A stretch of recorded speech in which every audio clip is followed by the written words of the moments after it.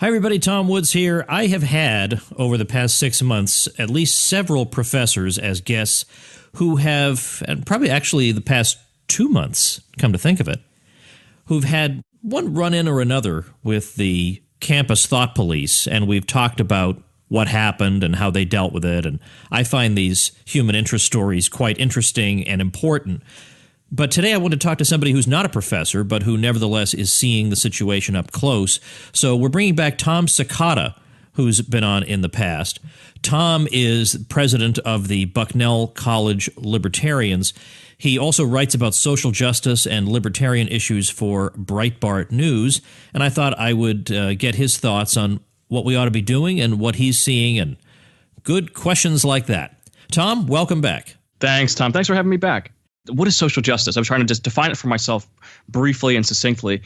And what I came up with was what it really boils down to, I think, in my experiences, it's an ideology that suggests that society is broken down into two classes, the oppressed and the oppressors. And you're either in one of these two categories, and that's the way they view everything. Every minor social interaction. We talk about, I'm sure you've talked about microaggressions on the show.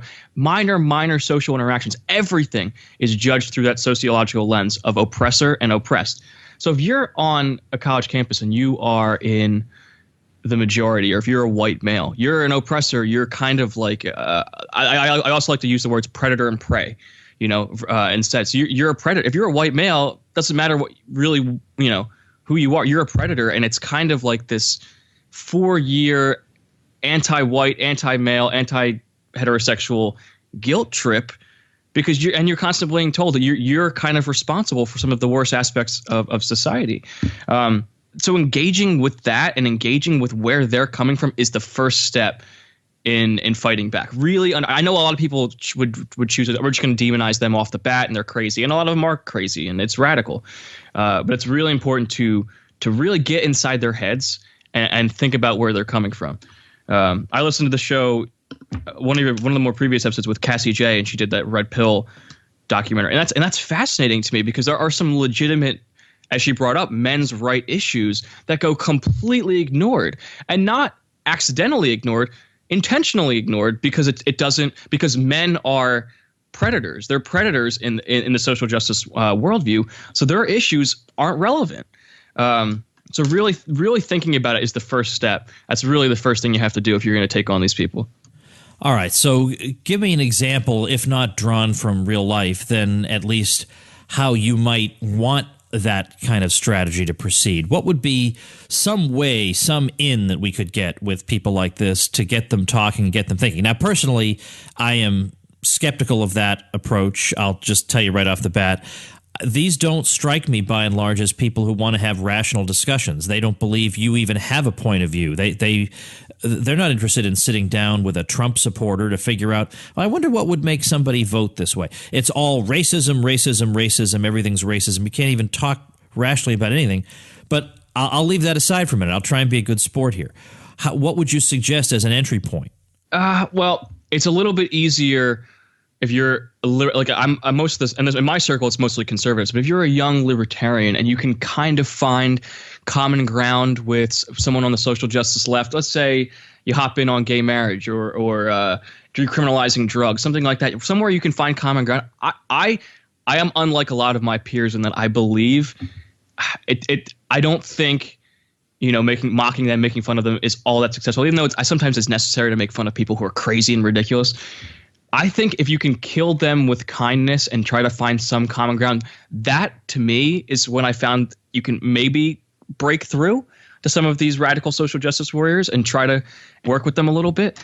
But it's it's a very difficult thing to do, because to them you're the devil. Like if you don't follow the progressive orthodoxy to a T, you're you're everything that's wrong with society. So it's a big commitment to try to be kind to these people, to really try to find common ground with them, because they're not going to like you. It's part of the way they operate, whether they're doing it intentionally or not. Demonizing the people they disagree with is part of the strategy. I think it's part of Someone decided at some point that, and people, it's like a cliche now to suggest that Saul Alinsky was the person who did it, but demonizing the people you disagree with, suggesting they're of a lower moral character is part of the strategy, I think.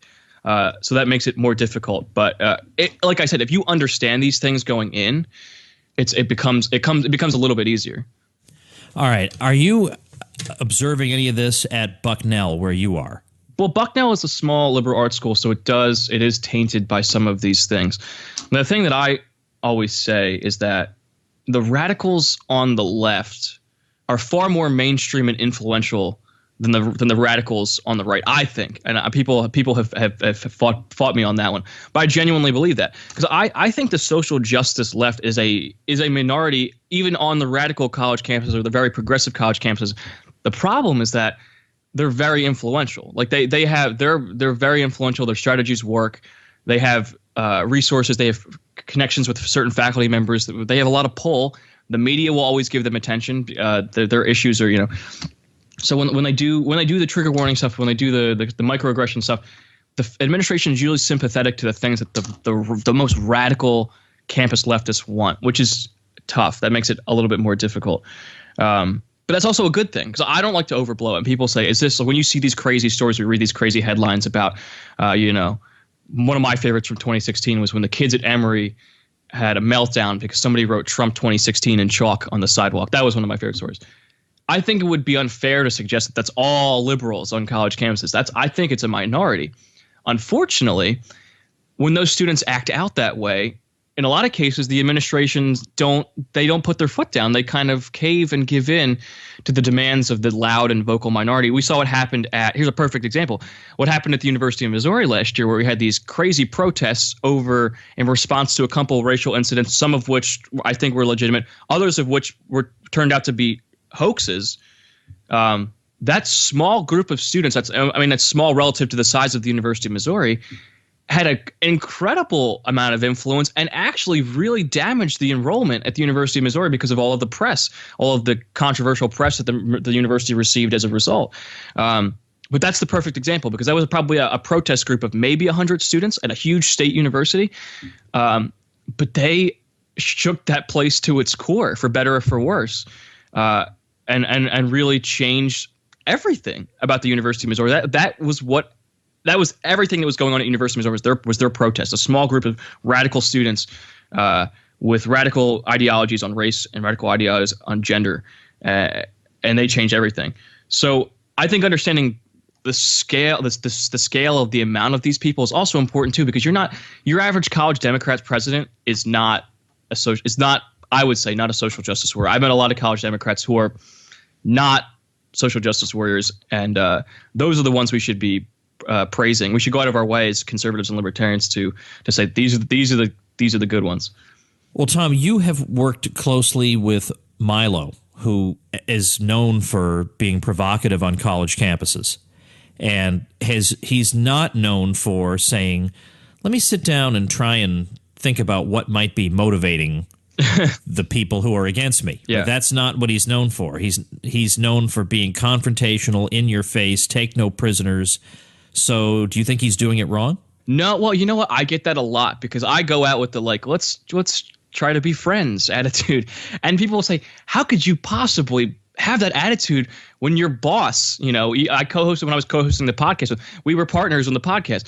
How could you work with MILO and also have the let's be friends with the social justice warriors attitude? I think you can have both, and here's why. I think the reason, the purpose MILO serves is that he comes to these campuses, which the social justice warriors, the small groups of they bully everybody into kind of like omission and silence. And he comes in and he just breaks he completely destroys the environment and says, if you're a conservative or libertarian, it's okay to fight back against it. He goes so far and he's so provocative that I think the conversations that I want to have, these friendly conversations where you find middle ground, can happen as a result of him coming and kind of swaying, changing getting rid of the imbalances in the ideological discussions on campuses. He comes in and says, it's incredible to me how many students I've spoken with who say, I wasn't going to speak up on my college campus until MILO came and kind of told me that it was okay. Like, by his outrageous behavior, by his provocative, performance at my university, he opened a window for conservative libertarian students to finally say things.